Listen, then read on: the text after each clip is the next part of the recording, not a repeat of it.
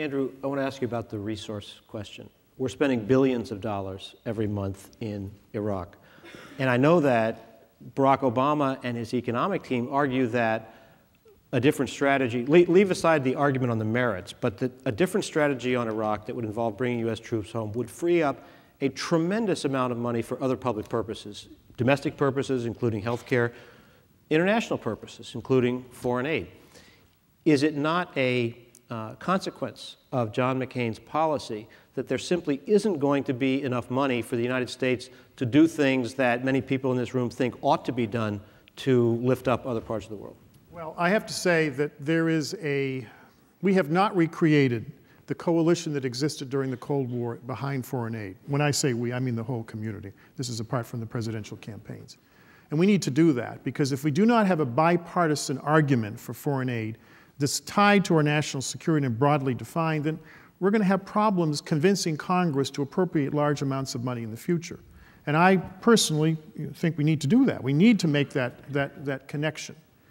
I think, do you think under John these... McCain wants to make that connection? I know he not only wants to, he has made it. If you read his statements in the Senate over the last 15 years. I used to visit him before he ran for president or anything else. This was in the early to mid-90s when I was a vice president of World Vision, and I represented Interaction, the consortium that CARE belongs to. CARE and World Vision are big leaders in Interaction. And I used to go to see him and say, you know, we want you to do this and all this. And he would tell me the things we needed to do. In fact, I ran the big dig in Boston just before AID. There was a big scandal over cost overruns, and the governor made me take over and clean the mess up. That was about as expensive as the Iraq War. Oh, my heavens, it was one of the worst year of my entire life.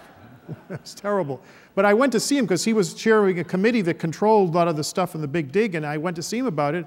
And he said, there are rumors, Andrew, you're going to be the new administrator of AID. This is after January of 2000.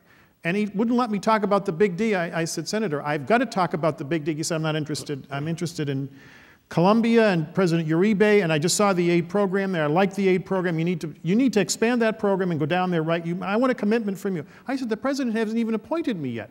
And the Senate hasn't. He said, they're going to appoint you, Andrew, and I want you to make a commitment to right now. You're going to go down to that program and help out with the changes they're making. Actually, Uribe I don't think he had taken over. Pastrana was still there. But the point was, he got the connection because he described it to me.